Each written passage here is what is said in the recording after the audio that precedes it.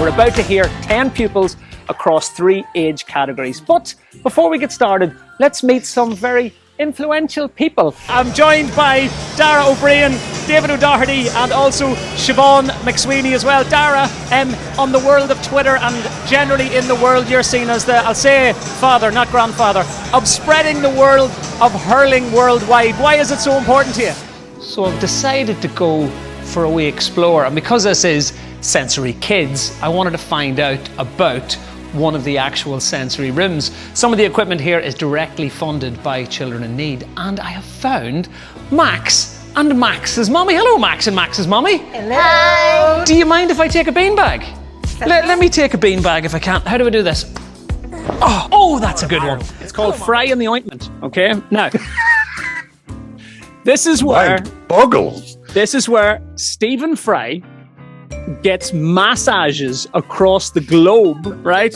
And he has to mark the oily consistency and the overall treatment of the massage. Fry in the ointment, that kind of, yeah. I'm not just here to learn how to speak Irish. I'm here because the language itself has become particularly controversial over the last few months. We are just feet away from where the Irish language classes are. At least some local Protestants don't have an issue with the Irish classes when it comes to their own identity. I've come to Shaftesbury Square here in Belfast in what looks like an ordinary, average, everyday office building. But it's not. You will see a selection of young people behind me who are taking part in a Children in Need funded initiative, which means they've had to learn a whole new set of skills. For they have been editing, they have been producing, and they're going to present their very own talk show. So we already know our primary and junior secondary winners. Congratulations to both of you. But now it's the turn of our seniors. We're about to welcome 4 pupils to sing for us in this age category. And first up is Sarah Hoban from our Ladies Grammar School in Newry. If it comes to pass that Tom is not the one who's going to go through to the next round, which of his opponents potentially will be knocking his door and say, Tom, loving your work, loving the thing you said about Boris. I was going to say it myself, but you know, it just didn't work out for me. I would love your support / your backing / your vote. I don't go with these hypothetical questions. I'm sticking with Tom.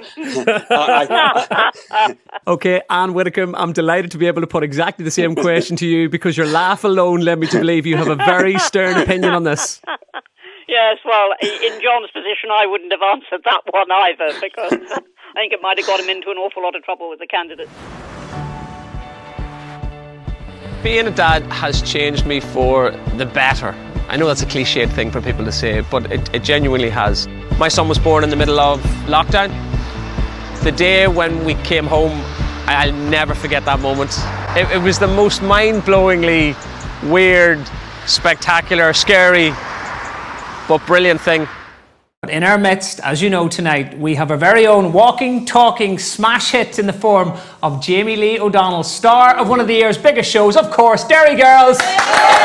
Channel 4's biggest new comedy in 5 years and the most watched series in Northern Ireland since records began. How does that feel? Whenever you get a script and you read through it and you're literally laughing out loud without anybody else being there and you don't even know who else's cast. How many painted sheep did you see in Galway this week? Because Armagh set the record this week, if you've seen any of the news reports. Magic to see the celebration. That's for the kids and it's been special. I have a fair feeling there isn't going to be a sheep painted in South Armagh for a good fortnight. See, some other people think you're an idiot and awful and they're listening to this show as well. What do you want to say to them before you check out? They're right.